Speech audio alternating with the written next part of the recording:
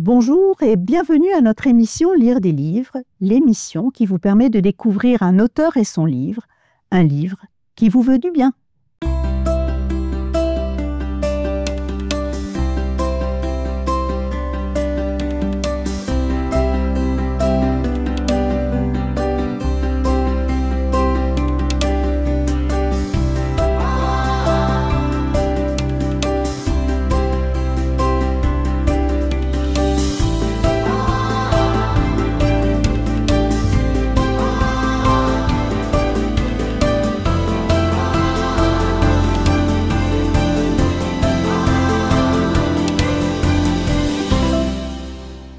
Aujourd'hui, j'ai le plaisir d'accueillir Michel Sigrist pour le livre qu'il vient de diriger, Découvrir la foi avec les enfants.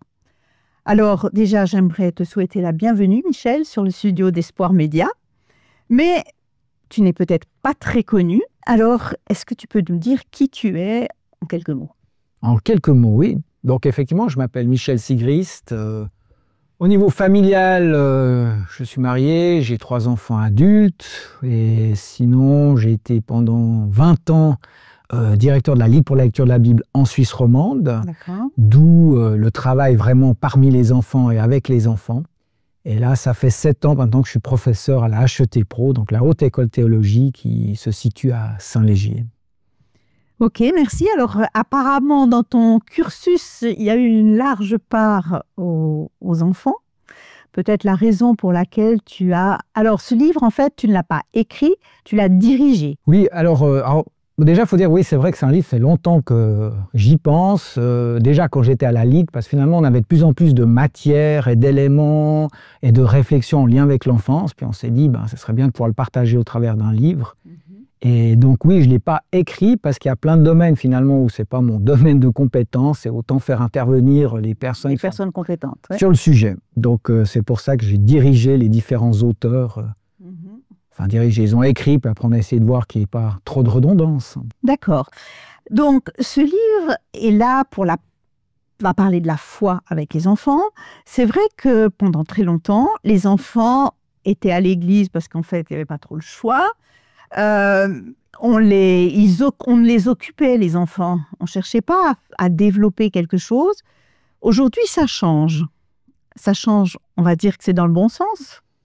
Oui, c'est dans le bon sens parce que c'était déjà un de ses buts avec le livre, c'était de montrer que l'enfant, ce n'est pas justement juste quelqu'un qu'on doit occuper pendant que les parents sont au culte, pour le lire un peu de manière caricaturale, mais que c'est vraiment un être humain qui vit dans la société, qui a ses défis, qui est en phase de croissance, donc il y a plein de choses qui se passent en lui, autour de lui, les relations les uns aux autres. Et puis c'est tenir compte de tout ça dans la découverte de la foi avec des adultes. Donc c'était vraiment de tenir compte de l'enfant dans sa globalité, dans cette découverte de la foi. Donc c'était vraiment le but. D'ailleurs, tu parles beaucoup de foi. Oui. Ce qui est pour moi différent de ce qu'on appelle soit l'école du dimanche, soit l'école du sabbat, où il y a le mot école, où on a l'impression que c'est plus un enseignement. Mais toi, tu parles beaucoup de foi. Tu fais quoi comme différence? Alors, oui, école du dimanche, enfin tous ces mots, ça m'intéresse beaucoup sur la transmission. Dans le livre, on en parle un peu, d'essayer de faire cette différence justement entre la spiritualité, la foi, et puis j'ai envie de dire plus ce qui est du contenu de la foi, ou du credo, du dogme, ou de la tradition. C'est toujours difficile de trouver le bon mot pour cette partie-là. Et puis l'école du dimanche était beaucoup axée justement la transmission de connaissances. Exactement. Qu'est-ce que tu dois savoir de la Bible? Qu'est-ce que tu dois savoir de Jésus? Et puis on tenait, je ne vais pas dire qu'on ne tenait pas compte, parce qu'on en a toujours tenu un peu compte, mais peut-être moins de la spiritualité de l'enfant et puis de sa foi. Et puis là, l'idée, c'est de dire justement, dans cette vision un peu holistique, comment on tient compte de tout dans l'accompagnement de l'enfant, dans sa découverte. Donc, à la fois de l'enseignement, à la fois de la foi et à la fois de la spiritualité. C'est ça, ouais. Mais quand on faisait l'enseignement, entre guillemets, comme on faisait avant, entre guillemets, c'est plus facile à cadrer. Parce que, est-ce que la foi, ça s'apprend? Alors, non, la foi, ça s'apprend pas. La foi, elle se reçoit. Donc, c'est pour ça que c'est plus compliqué, je pense, pour un adulte. C'est, en fait, il va essayer de découvrir ce que Dieu fait dans l'enfant. Puisque la foi est quelque chose qu'on reçoit de Dieu, on est là pour se dire, tiens, qu'est-ce qui quelle relation il a avec Dieu, l'enfant, et comment je peux l'aider à expliciter, nommer, poser dans un cadre ce que lui est en train de vivre, et non pas simplement une connaissance que j'ai envie de t'enfiler, que tu y crois ou tu n'y crois pas. Oui, d'accord. Donc c'est vraiment une autre posture. Oui, c'est ça. La posture d'essayer d'aider l'enfant à recevoir, en fait, cette foi qu'il va recevoir de Dieu. Et elle peut se faire par quels moyens? Donc, par l'enseignement, par notre vécu? Il y a une partie d'enseignement pour expliciter, mais il y a aussi une partie, je pense, de par qui je suis, parce qu'on est des modèles en tant qu'adultes, donc je vais lui montrer aussi ce que ça signifie, recevoir, vivre la foi. Et puis surtout, et c'est peut-être ça qu'on a moins développé dans nos églises, être capable de voir ce que Dieu fait dans l'enfant et l'expliciter avec lui. Quand il vit quelque chose qui nous le dit, dire, tu vois, c'est Dieu qui est avec toi. Et nommer ces éléments-là. Et ça, je pense, c'est quelque chose qu'on a moins développé ces dernières années, en pensant justement toujours cette question que c'était la connaissance qui était importante, qu'il soit dans le cadre. D'accord. Ok, mais justement, pour qu'il y ait cette foi, pour que l'enfant soit un peu sensible à ça, alors on peut le sensibiliser à ça dans la vie de nos églises ou même dans la vie de famille, mais est-ce qu'on arrive à mesurer la spiritualité d'un enfant? Est-ce qu'ils en ont une? On a l'impression des fois que c'est réservé un peu aux adultes, la spiritualité. Alors les enfants, je pense que c'est ceux qui ont la plus grande spiritualité, parce qu'ils ont encore ce côté, ils n'ont pas une longue histoire où ils ont un peu tout écrasé par leur vécu. Donc oui, ils ont une spiritualité qui est très forte, et justement, la spiritualité, ils vont la vivre, et si nous, on ne va pas chercher à l'expliciter, à la nommer, à mettre, j'ai envie de dire, ce qui est du domaine du christianisme dans leur spiritualité, c'est autre chose qui va s'y mettre. Parce que la spiritualité, elle est là, elle est en tout être humain, et si nous, on ne vient pas en disant, voilà, le tout autre auquel tu aspires, parce que tout être humain aspire à un tout autre, si je ne lui explicite pas que ça peut être Dieu, que ça peut être le Dieu que la Bible enseigne, que c'est le Dieu trinitaire, enfin toutes ces questions auxquelles on croit, finalement, lui va le nommer autrement. Donc c'est là pour moi que c'est important, dans cette spiritualité, d'accompagner, de nommer, mais oui, ils en ont une, elle est extrêmement développée. Et ce qui est intéressant, c'est qu'eux vont pouvoir nous rappeler des choses de la spiritualité que nous, on oublie un tout petit peu. Que nous, on oublie en grandissant. Voilà. Bon, après, quand je t'entends, je ne peux pas m'empêcher de penser aux paroles de Jésus qui dit « Si vous ne redevenez comme des enfants, qu'on ne peut pas accueillir à quelque part le royaume de Dieu », qui a cette espèce de candeur et de fraîcheur chez un enfant qui est capable de recevoir ça. Et j'aime bien l'idée aussi de dire que si on n'apprend pas ou on n'est pas en relation avec l'enfant pour vivre quelque chose comme ça, il va y mettre autre chose. Oui, tout à fait. Et ça, c'est un peu... des fois, on a mis des connaissances, si je reprends toujours un peu cet ancien paradigme, qui ne correspondaient pas forcément ni à ce qu'il est en train de vivre, ni finalement à la spiritualité dans laquelle il était. Parce que dans le livre, on parle aussi du développement de l'enfant au niveau physique. Et donc, dans sa spiritualité, il faut tenir compte aussi de où il en est dans son développement physique. Parce qu'on ne peut pas dire tout à n'importe quel âge. Il y a des histoires des gens en tant qu'adultes qu'on ne comprend pas. Donc, on a de la peine à faire correspondre avec ce que vit l'enfant à ce moment-là. Donc là aussi, il y a des choix à faire pour que, finalement, l'enfant, comme j'ai dit, puisse nommer au mieux ce que lui est en train de vivre. C'est de la missiologie, quelque part. On s'adapte à qui il est. Exactement. Oui, et puis des fois, les enfants ont une espèce de candeur, là. Je me souviens de quelqu'un qui m'avait raconté qu'une fois, il faisait parler de la Bible avec des enfants, puis il parlait de la tempête apaisée. Puis la personne avait demandé pourquoi est-ce que Jésus a calmé la tempête, et l'enfant a répondu « mais c'est simplement parce qu'il avait envie qu'on l'entende ». Ah oui, oui. Puis ça, je trouve tellement joli et tellement à la fois vrai. Oui, c'est ça, ouais. Parce que dans le bruit, on ne peut pas bien s'entendre. Et je trouve, voilà, ce n'est pas un adulte qui aurait sorti une phrase comme ça. Non, non. Alors voilà. Et qui dit vous l'avez dit, qui dit quelque chose de profondément vrai, quoi. Mais c'est ça, exactement, exactement. Alors, je comprends bien un peu le besoin d'écrire ce livre, parce qu'en fait, c'est vrai que c'est un sujet dont on commence un petit peu à parler, on commence à se dire que, voilà, on peut parler de foi, de spiritualité avec les enfants. Alors, est-ce que tu pourrais nous dire un peu ce qu'il y a dans ce livre? Il y a 6 chapitres. Bon, la première chose, bien sûr, on a mis l'enfant dans la Bible, c'est-à-dire finalement, qu'est-ce que la Bible dit de l'enfant et de l'enfance? tout en reconnaissant que ce n'est pas un traité sur l'enfance, la Bible, il y a beaucoup d'autres choses, mais on a quand même des éléments qui nous permettent d'en sortir 2-3 éléments qui nous paraissent intéressants. Il y a eu ce développement de l'enfant aussi, au niveau physique, cognitif, émotionnel. Il y a la spiritualité de l'enfant, donc vraiment cette question qu'on a discutée tout à l'heure. Ouais. Il y a la question de la théologie, pas forcément de l'enfant, mais les deux grands dogmes, si j'ose dire ça comme ça, qui sont en lien, c'est l'ecclésiologie finalement. On a tous une ecclésiologie et comment l'enfant est là-dedans. Puis l'autre chose, c'est plus la question du salut. Là aussi, le salut et l'enfant vient des fois un peu casser nos idées toutes reçues avec le petit enfant, bêtement, si on se pose la question, est-ce qu'il est sauvé, pas sauvé, la question à quel moment il fait partie de l'Église, quelle dose de connaissance il faut avoir pour être sauvé, ça vient nous chercher un peu sur toutes ces questions. Et puis, c'est là où je vais commencer à bugger. Moi, j'ai écrit un chapitre sur simplement les activités, finalement, quelles activités on fait avec les enfants, avec l'importance. Et puis, comme on voulait quelque chose de plus global, on a fait aussi un lien avec les droits de l'enfant, où on s'est dit finalement c'est quelque chose qui, en tout cas en Suisse, on a signé ces droits, quelle implication ça a dans... Et plus souvent, on ne les connaît pas bien. Et en plus, on ne les connaît pas bien, ouais. Donc, quelle implication ça a dans ce qu'on vit, dans ce qu'on propose, dans notre manière de faire. Voilà, donc c'était un peu ces 6 chapitres. J'en ai oublié aucun. Hein. Non, je crois que tu as tout dit. Tout dit. Mais peut-être on va revenir déjà au premier. Tu parles des enfants de la Bible. C'est vrai que dans notre société, on a un peu l'impression qu'il y a la société des adultes et des enfants. J'ai l'impression que la société du temps de la Bible, alors elle est aussi très longue, hein, quand on prend l'Ancien Testament, on prend le Nouveau, il y a quand même beaucoup de temps qui se passe. Mais les enfants étaient déjà beaucoup plus nombreux, étaient omniprésents. Je veux dire, j'ai pas l'impression qu'il y avait comme ça deux classes.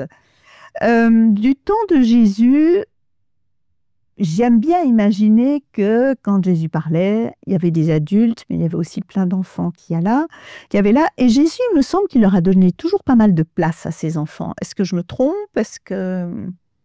Alors oui, puis je pense que ce qui était intéressant, c'est que même si les enfants étaient omniprésents, ils n'avaient quand même pas le même statut qu'aujourd'hui. Hein. Je veux dire, quand on dit, il y a certains qui disaient, de se rappeler que les enfants sont créés à l'image de Dieu, pour nous, ça nous paraît évident. Je ne pense pas que ça a été une évidence en tout temps. Quand on sait que Saint Augustin compare presque les enfants avec les animaux, on voit que le statut de l'enfant, comment on le percevait, n'était pas toujours identique. Donc le fait que Jésus leur a donné quand même une grande place, en le prenant sur ses genoux, en les prenant comme exemple, justement, pour perception du royaume de Dieu, en prenant les pains et les poissons de ce jeune enfant. Enfin, il y a plein d'éléments qui nous montrent qu'il leur a donné une place. C'est quelque chose qui est important, qui est certainement allé à l'encontre de ce qu'il vivait totalement dans la société. Mais Jésus aimait bien aller à l'encontre, parce que même la place qu'il a donnée aux femmes, qui n'était pas la place primordiale dans la société, il va leur donner une place. Et Jésus a toujours bien aimé redonner de la place à un peu, pas les exclus, mais enfin ceux qu'on considérait comme quantité négligeable. Oui. Et puis là, on a parlé de Jésus, comment il accueillait les enfants, mais on peut aussi se rappeler de l'histoire de Samuel, où finalement c'est qu'un enfant qui est appelé. Oui. Alors ça, c'est la grande histoire. Hein.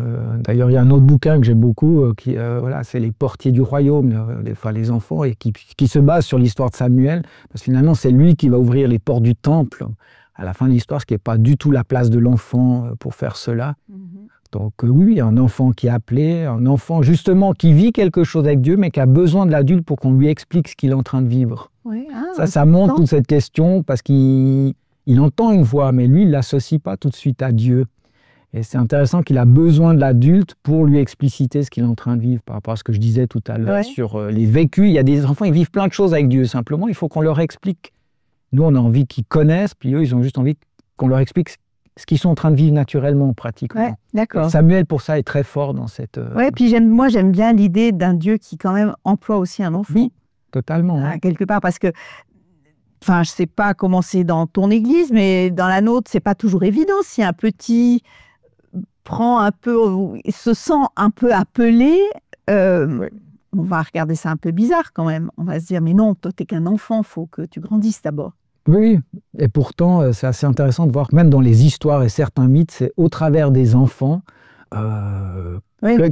qu'ils ont ouvert des nouvelles voies, parce que nous, on n'arrivait pas à s'en sortir, quoi. Parce qu'ils ont ce côté où ils ne sont pas empreints de tout ce qu'il faut faire ou pas faire. Oui, c'est ça. Alors des fois, c'est gênant, voilà. Des fois, ça nous embête, puis des fois, ça nous ouvre des nouvelles voies qu'il faudrait oser prendre. Oui, c'est ça. Mais c'est le verbe « oser ». Voilà. Qui n'est pas toujours facile. Oser prendre, puis discerner, c'est de pas dire, parce qu'après on peut tomber à l'inverse, et tout ce que les enfants font, c'est bon, quoi. Oui. On est dans une forme d'adultification, il ne faut pas tomber là-dedans non plus. Voilà. C'est trouver cet équilibre ou leur laisser la place, mais ça reste des enfants qui ont besoin d'être enseignés et accompagnés, quoi.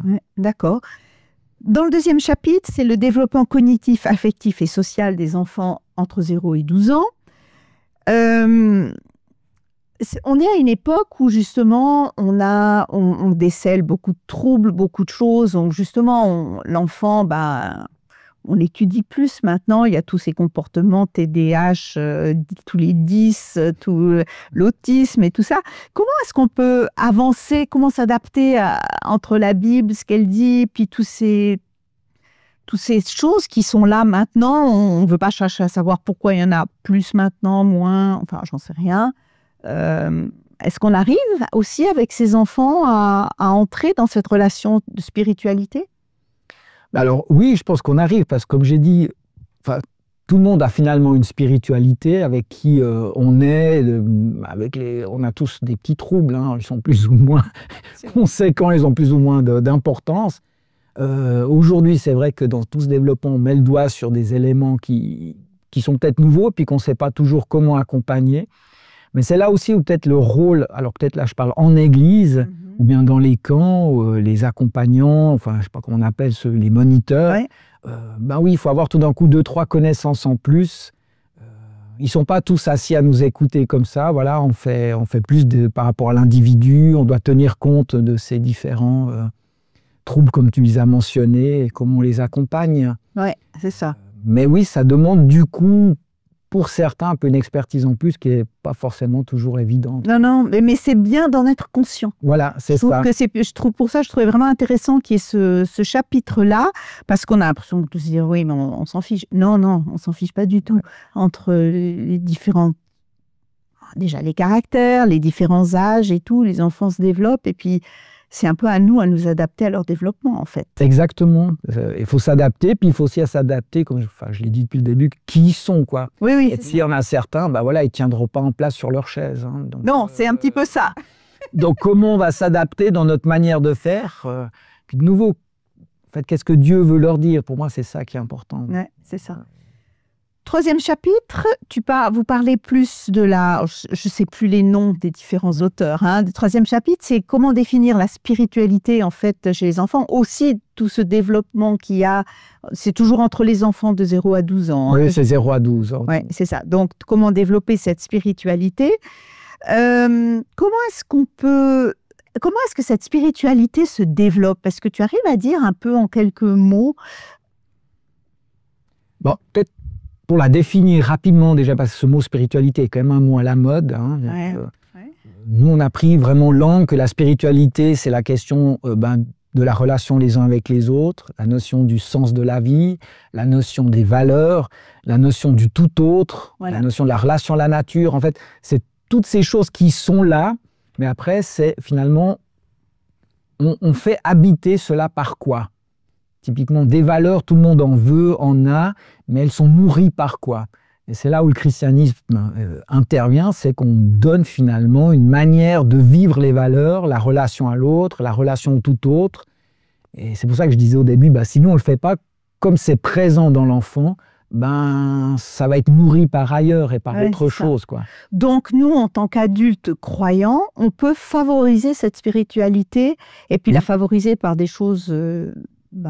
biblique, chrétienne. Exactement. Et puis pas simplement parce qu'on dit, mais je pense aussi, et c'est là où c'est le plus compliqué, parce qu'on vit, parce qu'en montrant finalement, on peut dire s'aimer les uns les autres, mais c'est quand même quand on va le témoigner par notre amour les uns pour les autres que ça va beaucoup plus parler à l'enfant. Et c'est peut-être là le petit hic et la complexité pour nous, c'est que ça vient nous chercher, nous, dans notre spiritualité et comment nous, on l'incarne. Parce que je pense que c'est plutôt l'incarnation de la spiritualité qui va, en tout cas dans un premier temps, interpeller l'enfant, quoi. Ouais, c'est ça. Hein. Bon, le vécu, on dit toujours Oui. que nos actes parlent beaucoup plus que nos paroles. Hein. Ouais. Donc, Et je suis frappé des témoignages de voir de personnes qui ont quitté le monde de l'église ou autre, c'est souvent par des attitudes de gens, plus que parce qu'ils ne sont pas d'accord. ah ouais.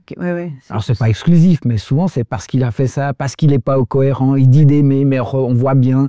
Et c'est souvent ces choses-là qui font que, pour un enfant, il le perçoit, puis il se dit, mais alors, c'est pas bon, quoi. Ouais. Et puis bon, après aussi, la manière dont on vit la foi. Exactement, à la maison, à l'église et tout ça. 4e chapitre, c'est la place pour les enfants dans la réflexion théologique et dans l'église. Est-ce que c'est quelque chose qui prend plus de place aujourd'hui ? Oui, alors par chance, ça fait quand même pas mal, quelques années maintenant qu'on commence à se dire il faut donner de la place aux enfants dans l'église. On dit plusieurs fois, il ne faut pas juste les mettre à l'école du dimanche, c'est pas juste une garderie. Mais je pense qu'on n'est pas au bout de la réflexion, on est au début du chemin. Alors oui, on donne plus de place. Maintenant, des fois, ce qui m'interroge, c'est qu'on leur donne la place. Voilà, si on prier, si on leur dit qu'il faut prier, ça va être comme les adultes. Si on va chanter, c'est comme les adultes. De nouveau, où est-ce qu'on est dans l'adaptation à leur culture et à qui ils sont, et donc quelle place on laisse pas simplement à, j'ai envie de dire, au petit enfant qu'elle a qui fasse comme nous, mais quelle place je donne à l'enfance. Oui. C'est ça, parce que dans beaucoup d'églises, en tout cas, les enfants leur demandent de venir au culte et de se tenir sages. Voilà, c'est ça. Alors que ce n'est pas tellement dans leur nature première que de rester assis pendant 1 heure, 1 heure et demie. Voilà, puis par rapport au langage, par rapport finalement à leurs préoccupations, ils n'ont pas les mêmes que nous. C'est vrai que moi je me pose toujours la question, quand on amène un sujet à l'école du dimanche, est-ce qu'on est conscient de ce qu'il a entendu avec ses copains, à l'école, et puis comment je tiens compte de ça et comment je l'amène. Pas juste ce que moi je veux lui dire, mais c'est quoi son environnement à lui, c'est quoi ses questionnements à lui. Et puis c'est là où ça change un peu. Mais... Toi qui travailles dans une école de théologie, vous avez des cours dédiés à l'enfance ? Alors oui, il y en a, et d'ailleurs on est en train de faire une formation actuellement sur le sujet. Alors c'est vraiment une formation de base, où on pose vraiment... Bon, on reprend justement les 6 chapitres, et on a 2 heures par chapitre, on pose vraiment les bases. Ah oui, intéressant. Mais c'est un cours à option. Et puis bien sûr, moi, comme j'ai ça à cœur, j'aimerais bien qu'il puisse y avoir plus, mais il y a au moins déjà ça. Il y a déjà ça, c'est un début. Voilà, pour sensibiliser à cette question-là, quoi. Je pense que c'est important. Oui, parce que tous les futurs pasteurs vont se retrouver confrontés à des églises où il y a des enfants et qu'il va falloir avancer avec. Et d'ailleurs, c'est un peu une question qui ressort dans le livre et qui m'a en tout cas moi interpellée, c'est que quelle est la place que l'on donne, quelle place réelle on donne à l'enfant qui naît dans une église professante, c'est-à-dire une église où c'est des adultes consentants qui se font baptiser et qui deviennent membres d'une église. Les enfants n'étant pas baptisés, quelle est leur place? C'est un peu une zone grise, là. Alors, dans les églises professantes, c'est une grosse zone grise, c'est même gris foncé à ce niveau-là. Oui. Mais je pense que c'est là où je dis qu'il y a vraiment cette question ecclésiologique. C'est quoi l'Église? Qui est membre de l'Église? Alors, je ne parle pas au niveau légal, avec les associations. On est vraiment tout à fait d'accord, oui. sur cet angle-là. Et puis, ça pose toute la question à quel moment on pense que l'enfant peut être chrétien. Oui, c'est ça. Et donc, qui fait partie du peuple de Dieu. Alors, dans l'Ancien Testament, c'était très clair, c'était au 8e jour. Il y a la circoncision, il fait partie du peuple de Dieu. Il est marqué comme faisant partie du peuple de Dieu. Alors, après, ça pose d'autres questions du salut, mais c'est une autre question. D'accord. Mais en tout cas, dans l'Ancien Testament, c'est très clair quand est-ce qu'on fait partie du peuple de Dieu. Et donc, il a les mêmes droits et devoirs que les autres. Ouais. D'ailleurs, ils seront là quand on va parler. Il faudrait en fait créer une nouvelle, j'aime pas catégorie parce que je ne veux pas enfermer les enfants, mais qu'ils se sentent à la fois faisant partie intégrante de l'Église, même si effectivement ils n'ont pas encore, parce qu'ils sont trop jeunes ou comme ça, à pouvoir faire un choix de baptême ou choses comme ça. Mais ils sont membres à part entière de l'Église. Et effectivement, comment on le manifeste oui, c'est ça. C'est toujours une grande question. Et si on reprend par rapport aux droits de l'enfant, où il y a le droit à la parole, quelle parole on leur donne sur l'Église? Sans dire qu'ils doivent voter à l'AG, Mais est-ce qu'ils disent ce qu'ils en pensent? Est-ce qu'on les écoute? Est-ce qu'on en tient compte? Enfin, pour moi, il y a un peu ces questions-là aussi qui sont posées. Quelles sont les thématiques finalement qui les intéressent et qu'ils aimeraient... Mais il y a quand même aussi le risque d'adultifier l'enfant. Totalement, et oui. c'est pas anodin, parce que je veux dire, un enfant doit rester un enfant. Oui. Alors effectivement, il ne faut pas tomber dans ce travers de dire parce que l'enfant l'a dit, alors c'est juste, c'est vrai, mais c'est tenir compte d'une personne finalement. Oui, c'est ça, d'une personne. Voilà. Mais j'ai presque envie de dire, alors je ne compare pas les enfants au monde de l'handicap, mais il y a quand même quelque chose qui est en lien sur les questions cognitives, sur les questions de place, qui se rejoignent finalement aussi par rapport à ces mêmes questions. Ce sont des personnes, mais qui ne sont pas dans la normalité adulte de comment on devrait être, et donc comment on en tient compte dans la diversité de l'Église. Oui, c'est ça. Hein. C'est plutôt ça le questionnement. C'est ça. Et puis, je reviens à, comme je disais tout à l'heure, hein, cet accueil que Jésus avait pour les enfants. Apparemment, les enfants l'aimaient bien, puisqu'ils allaient vers lui. Et Oui, tout. oui. Puis je me dis, maintenant, on vit dans des églises intergénérationnelles. Comment est-ce qu'on cultive, en fait, ce lien entre le 4e, le 3e, le 2e et puis le premier âge, pour que on vive dans un agréable ensemble, en fait. Mais après, il n'y a pas tout qui doit être formalisé. Puis je trouve rien que des fois des personnes du 3e âge qui vont saluer un petit enfant, lui demander comment il va, ou l'inverse, l'enfant qui ose aller pas simplement vers ses grands-parents s'ils sont dans l'église, mais vers un autre. Donc, je pense qu'au travers de la vie, finalement, de tous les jours, d'oser ces relations. Voilà, c'est ça. Pour moi, c'est la relation qui fait énormément. Oui, tout à fait. Comment est-ce qu'ils sont... Et puis, dans ce chapitre-là, j'ai retenu une phrase qui m'a beaucoup plu. C'est « Jésus invite les enfants à venir à lui, non pas pour qu'il les introduise dans le monde des adultes, mais pour qu'ils reçoivent ce qui leur revient. » Une phrase d'un Christophe Paya. Oui. Et j'ai trouvé cette phrase très belle parce que, voilà, on met chacun à sa place. Mais en même temps, Jésus invite les enfants à venir à lui, pas pour que, comme on disait tout à l'heure, hein, que ça devienne des petits adultes. Mais pour qu'ils reçoivent. Mais qu'ils reçoivent. Voilà. Et ça, c'est très différent. Oui, exactement. Exactement. Après, il y a le 5e chapitre qui parle des droits de l'enfant.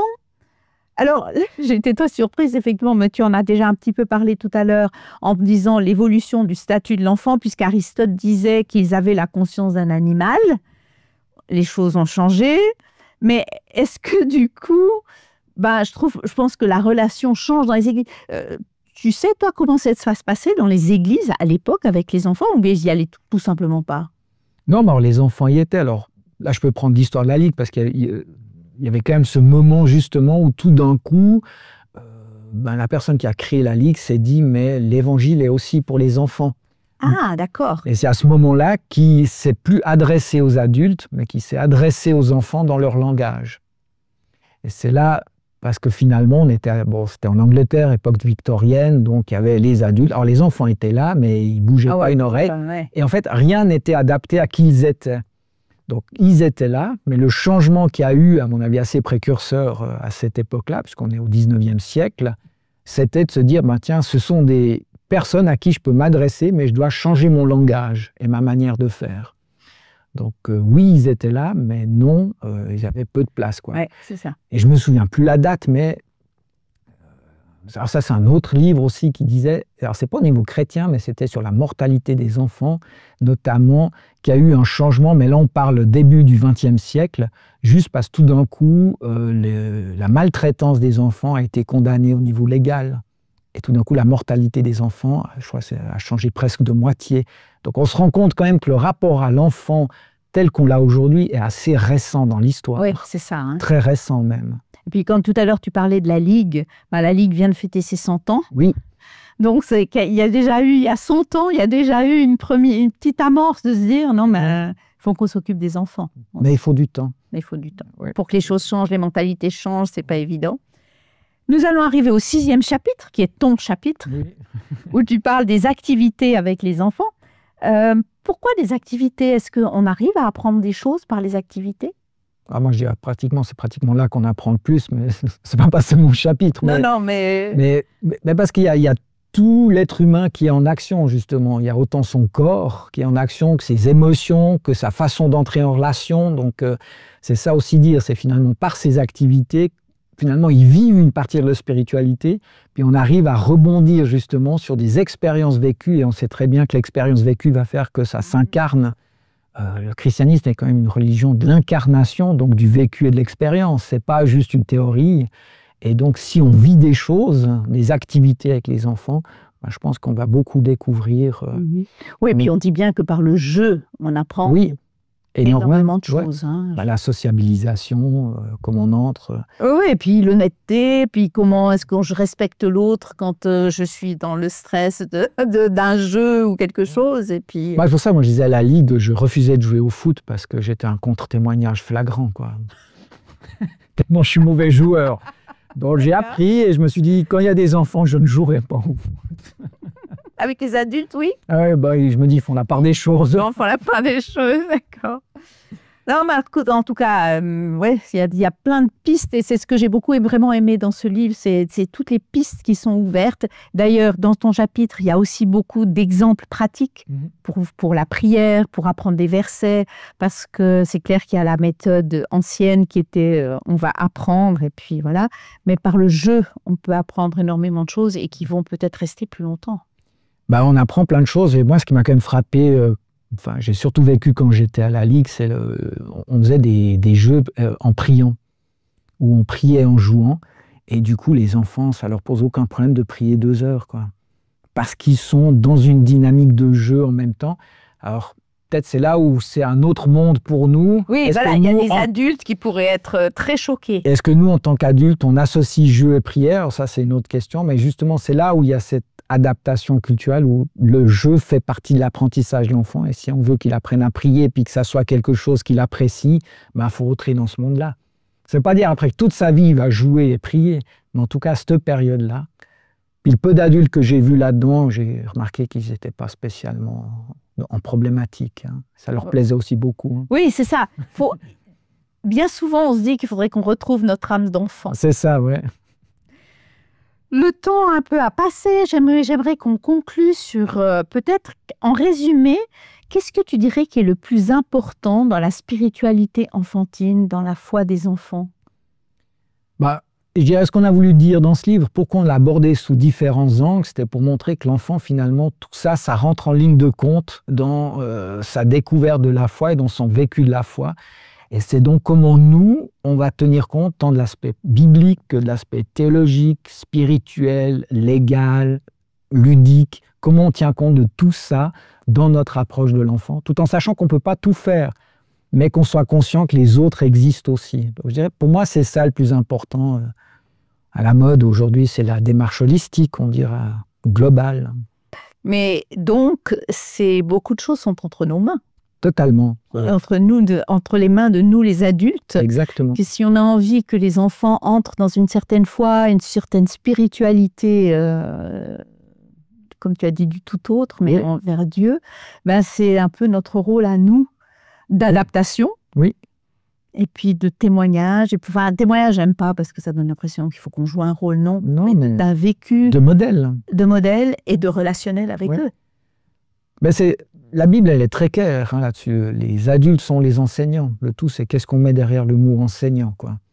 Oui. C'est juste l'enseignant comme ça ou c'est l'enseignant au sens global du terme qui tient compte du tout, quoi. Mais qui tient compte et qui fait de la transmission. De la transmission au sens large du terme, quoi. Ouais. En tout cas, merci beaucoup, Michel, d'avoir pris le temps de venir nous parler de ce livre que tu as donc dirigé avec 5 autres, il y a 5 autres auteurs, dont toi aussi. Pour ceux qui seraient intéressés, ce livre « Découvrir la foi avec les enfants » est paru aux éditions de la Ligue pour la lecture de la Bible et de l'Acheter Pro. Il est disponible, entre autres, à la librairie Vie et Santé ici à Renan, mais dans toutes les librairies chrétiennes qui sont autour de chez vous. Voilà, merci à vous tous qui nous suivez sur la chaîne YouTube d'Espoir Média ou sur AdventPlay. Si cette émission vous a plu, n'hésitez pas à la liker et à la partager autour de vous. Et moi, je vous donne rendez-vous pour un autre Lire des livres. À bientôt!